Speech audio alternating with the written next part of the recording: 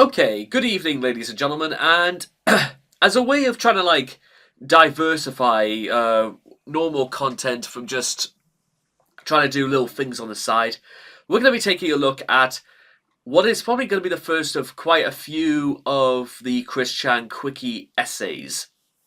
Basically, smaller form discussions about what exactly makes Chris the way he is, or theories or things we can debunk and talk about. So let's get straight to it. Small town living or Chris's biggest flaw. When people wonder what is wrong with Chris, and boy howdy is that's not an easy question to answer, they often turn to the same oversimplified answer: autism. However, autism alone is hardly enough to explain the sum of Chris's traits. After all, many autistics live successful lives and many others live humble, unobtrusive lives. If Chris was just some random autistic, we Christorians wouldn't put countless hours into editing this fine wiki. Chris's biggest flaw is in fact his small town upbringing. Suburbia is already synthetic and isolated as it is, and places like Ruckersville amplify the problem even more. Chris may not be a big fish, but he's in a very small pond. There are a million crises in New York, LA, London, Tokyo, etc., but they are in a huge, huge pond and quickly realize how small they are by comparison. Even in smaller places near big cities, like the many suburbs of LA, simply being close to a big city will humble you. But Ruckersville is a suburb of a suburb. The closest place that you can call a city is Charlottesville, which is only relevant because of the UVA and the Monticello Memorial Gardens. It's historically significant, but it's no Atlanta. It has a small town feel, and everything is an abundance of copy-pasted strip malls. And it's a still 25-minute drive from Chris's place. In short, Chris is isolated from the big world. He has few references to compare himself to, and he feels he has bragging rights to the littlest of claims. Have you ever noticed that when Chris likes something, he automatically assumes he's good at it? He likes drawing, so he must be a drawing genius. He likes to sing, so he must be a virtuoso. Yet Ruckersville, Virginia, isn't exactly a hotspot for up-and-coming artists. The only reference he had were his fellow peers, typically average kids who take art as an elective. Even Chris's family is prone to this inflation of self-worth.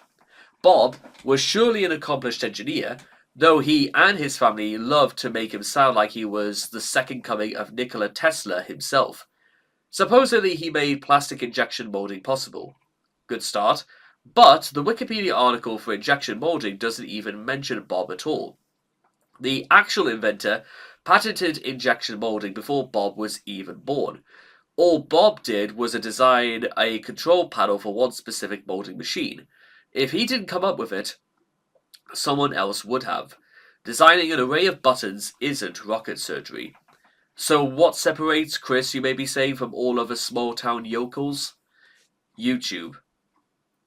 Or really any other form of social media in which Chris could access the wider world without having to step 1 foot outside his door. Chris took his small town mindset and transferred it to the big world of the internet.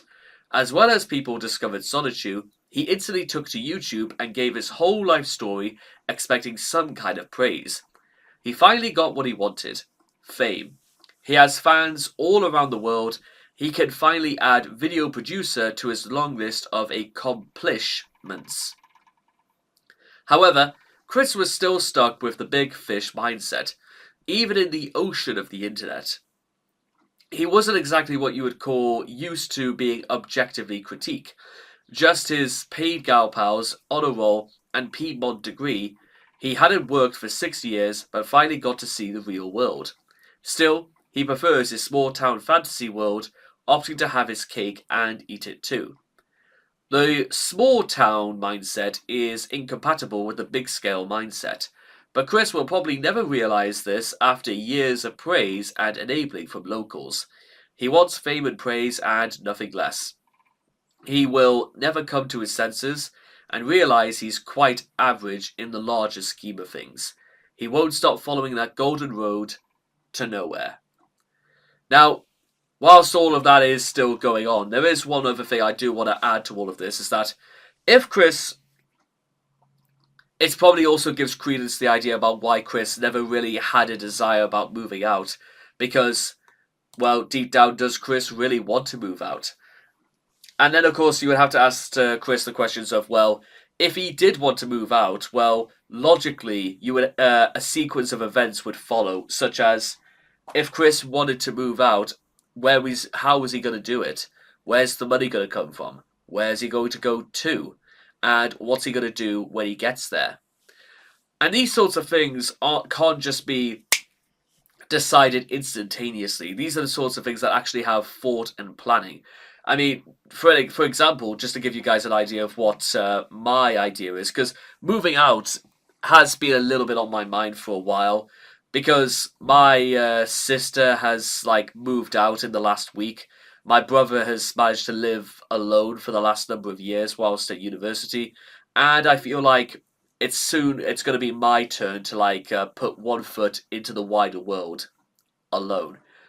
But in order to do that, what I plan to do is that I actually plan on moving out to Las Vegas to work.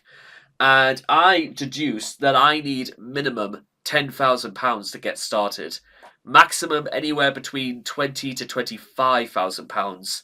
So I can actually have somewhere to live, and everything else that comes with it. You know, gas, electricity, water, and hopefully transportation to work. Well, if, to be honest, I think I would prefer walking in some cases. However, moving to a new country is probably going to be a little bit of a wilder experience, considering I've never really done that before. However, it's still something I've given thought to, and something that actually the money is going towards it. So there is clearly a purpose in mind. Chris, however, has no real purpose in life. That's probably why he doesn't give thought to such things, because, well, why does he need to do that? However, and all of these things have just turned Chris into things he kind of almost always was: supple, but relatively lazy, and more immobile in his thoughts, because he never shifted his focus, and he doesn't really seem to take it anywhere either. Still, in fairness, considering where Chris is right now, we're stuck in Big Island, Virginia, I think it's fair to say, well, it's not that far away, and to be honest, I think Chris is sort of warm to the idea. Maybe more out of a mental adjustment, because we know Chris can't ever go back to 14 Branch Lane. However, maybe trying something, maybe just somebody taking that step for Chris is probably the way to do it. Which I know may be a little bit of a conflicting thing to say, because not everybody is pleased with the idea that Chris managed to find some sort of new digs without ever having to put a penny into it. However, considering what we know of Chris and everything that goes with it, I think it's fair to say, smaller fry when, guess what, we've got better things to focus our attention to that don't involve Chris. So that's it. Chris may live in Big Island rent-free, but he certainly doesn't live up here rent-free. And with all that being said and done, tell me what you guys think about the prospect about small town living. Do you think it's something that plagued Chris's mind, or do you think Chris's mind, like Ruckersville, is far too small? But with that being said, I'll see all of you guys again next time. Thank you.